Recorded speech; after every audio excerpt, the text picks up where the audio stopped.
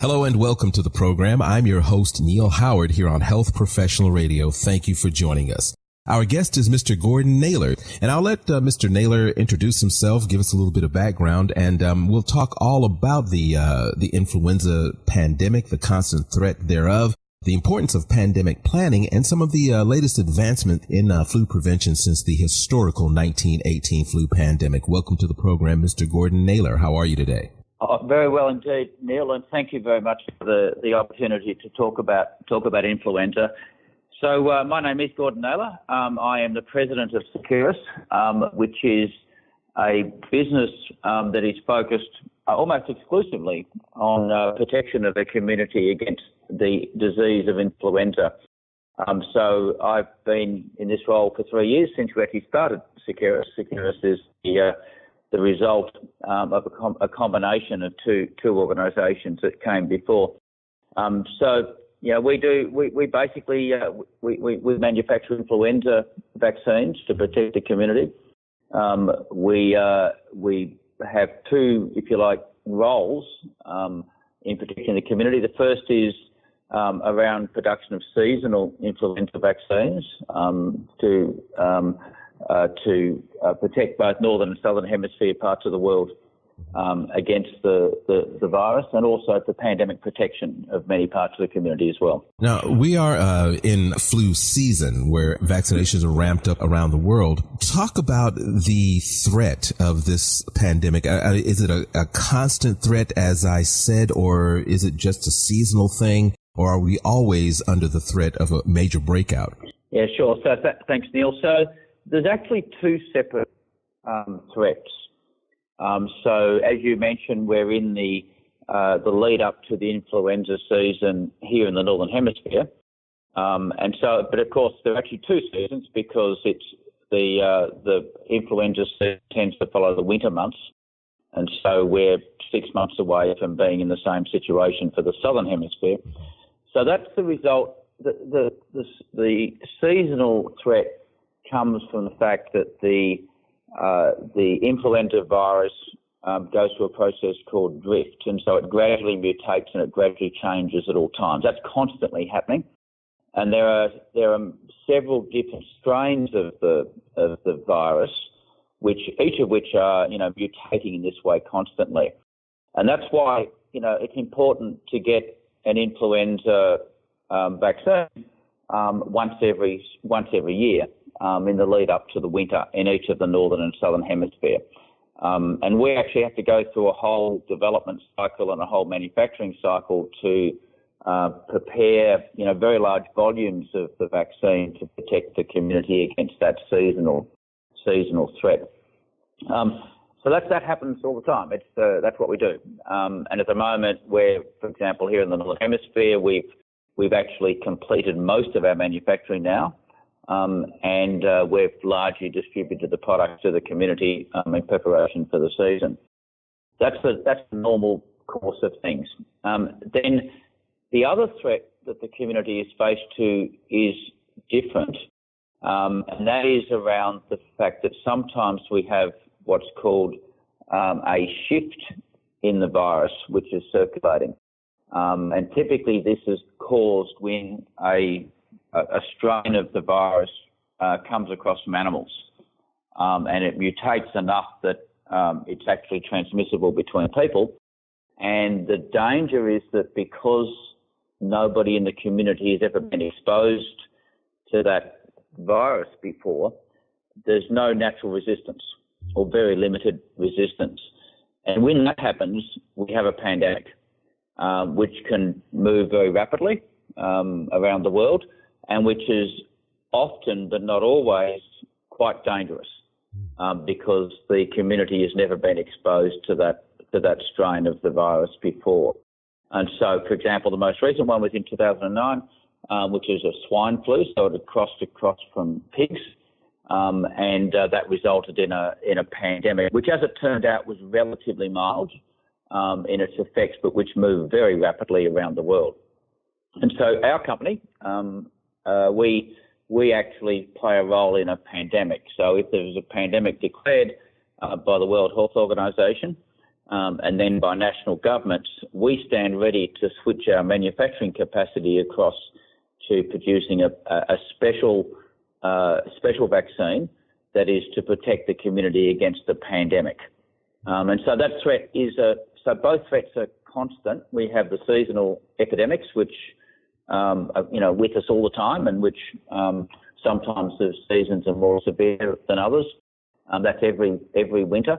And then in addition to that, there is the threat of pandemics, which occur, every few years, maybe. I think there's been 4 or 5 in the last century. So they're of that sort of order. Now, when you're talking pandemic and pandemic planning, is part of that planning by your company to manufacture vaccines, as you said, that the public has never been exposed to, but in anticipation of a possibility, you have it on hand, or do you wait until a strain manifests and then deal reactively? It's an excellent question. So the answer is both. Technically, a pandemic vaccine is actually the one which we have to react to. We don't know what's going to cross across from animals. And so today there are a number of potential threats which the World Health Organization and other public health organizations are monitoring. And maybe one of those will transfer across, and then we will need to actually develop a vaccine for what is today we don't know what's going to come across. In addition to that, in countries like the US, we work with organisations like what we call pre-pandemic vaccines, which are ones which are a reasonable guess at what will actually come across. Mm-hmm. And we do manufacture those and we do stockpile them. And they will be used by the public health organisations, for example, to protect first line people like healthcare professionals to more rapidly get a vaccine to them. It may not be an exact match, but it will probably be fairly good. And the big appeal, of course, is that you can get the vaccine to them quickly. Just maybe a little bit more context just very quickly, Neil, which might be helpful to your listeners. The seasonal virus, despite the fact that we have all of these protections in place, there's about 500,000 people still die a year globally from the seasonal virus. The worst pandemic, the one after the First World War, the numbers vary, but most people would say that somewhere between 50 and 100 million people died from that pandemic. So in both cases, we're talking about a really very serious threat to the community. Now, where can we go online and get some more information about your company? And also, briefly, let's talk about what your company is doing to raise awareness other than just manufacturing vaccines as the second largest provider on the planet. And what can healthcare professionals do to get awareness out in their particular offices to get that message across about the importance of vaccines? That's a good question. So the healthcare professionals in all countries play an absolute critical role, and particularly general practitioners who will be out on the front line responding to the needs of the community and helping with a number of measures that are needed to protect the community against the pandemic. We obviously we play a role in this, but I think it's important to note that we work in close partnership with many public health organisations. So, for example, the World Health Organization plays a very important role with the monitoring of strains and with the preparation for global pandemic preparedness. The other organisations which I'd refer your listeners to are the CDC here in the US, who do an excellent job of providing information around the significance of the disease and what practical measures can be taken. The overarching message, I think, which has been reiterated indeed in the last few days by the FDA here in the US, is the importance of actually getting vaccinated, that in all parts of the community, the simplest and easiest measure which everybody can take is simply to be vaccinated. Well, I thank you for coming in today, Gordon. It's been a pleasure. Lots of great information and a website where we can learn more about your company. www.seqirus.com. Great. Thank you for coming in. It's been a pleasure, and I'm hoping we can speak again in the future. Excellent. Thank you very much for your time, Neil. You've been listening to Health Professional Radio. I'm your host, Neil Howard. Transcripts and audio of the program are available at hpr.fm and healthprofessionalradio.com.au. Thank you for listening to Health Professional Radio. We're very proud to be an independent broadcaster providing our content free of charge to you, the listener. One of the ways that we're able to remain free and independent is by having people like you become patrons. You can support Health Professional Radio simply by visiting hpr.fm and clicking the button that says Become a Patron. Your patronage of even just $1 a month lets us know that you're there, which in turn makes us more valuable to advertisers.